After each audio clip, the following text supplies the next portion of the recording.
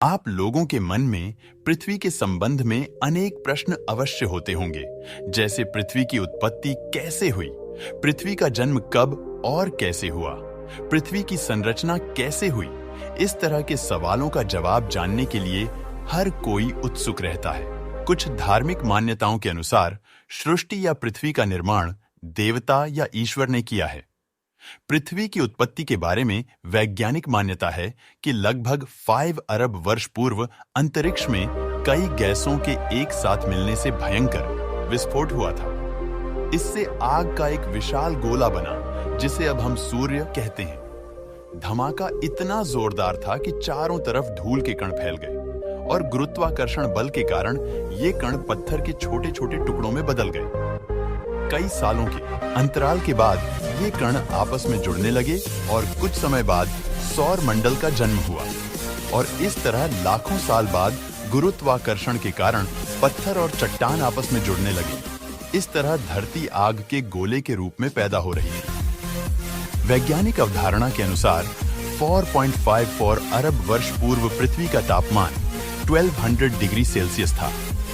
ऐसे समय में धरती पर सिर्फ उबलता हुआ लावा, चट्टानें और कई जहरीली गैसें हुआ करती थी।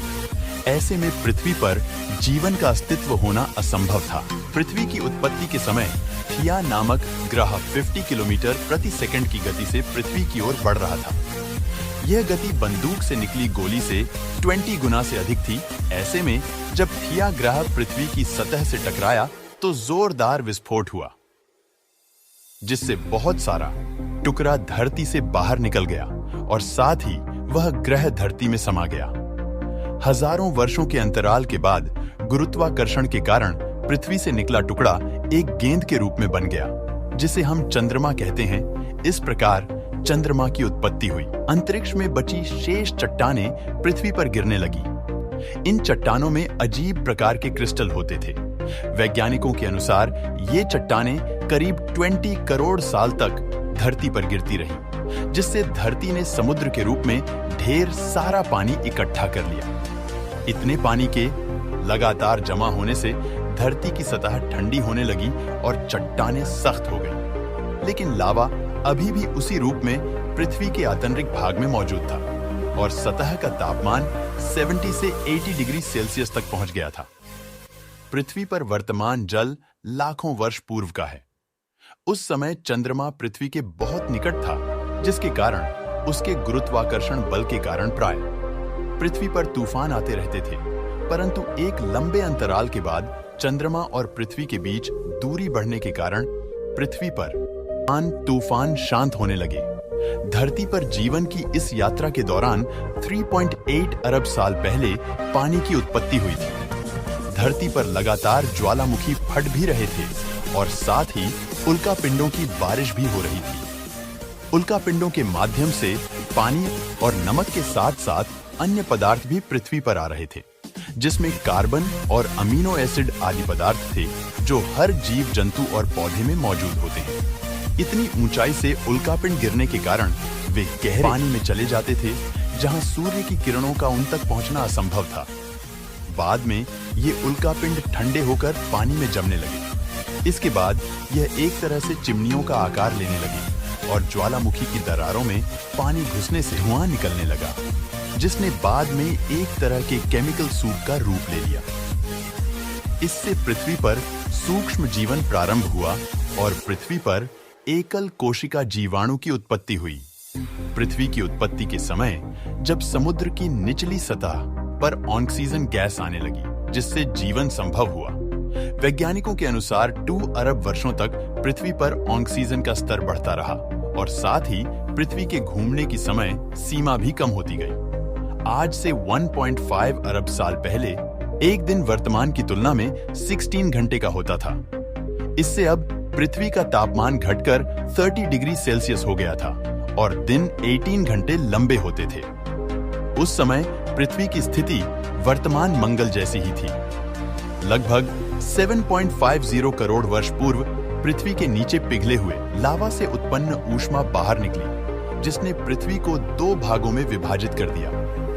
इसके 2 टुकड़ों में वन बंटने के कारण पृथ्वी की सतह कमजोर हो गई थी जिससे साइबेरिया और गोंडवाना नाम के 2 महाद्वीप बन गए। पृथ्वी को बर्फ के गोले में बदलने की प्रक्रिया इतने सालों के बाद भी ज्वालामुखी के फटने और जहरीली गैसों के निकलने का सिलसिला अब भी जारी था।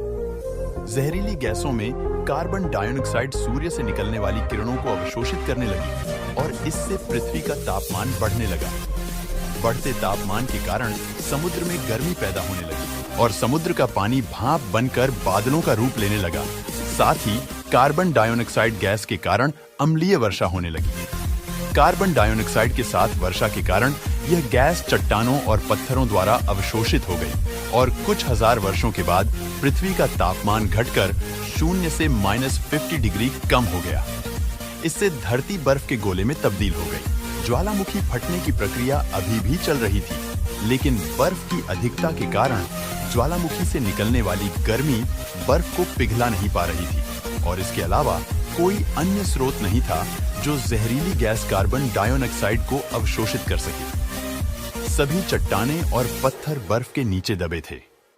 कुछ समय बाद कार्बन डाइऑक्साइड गैस के बल ने सूर्य की गर्मी अवशोषित करना शुरू कर दिया, जिससे बर्फ पिघलने लगी।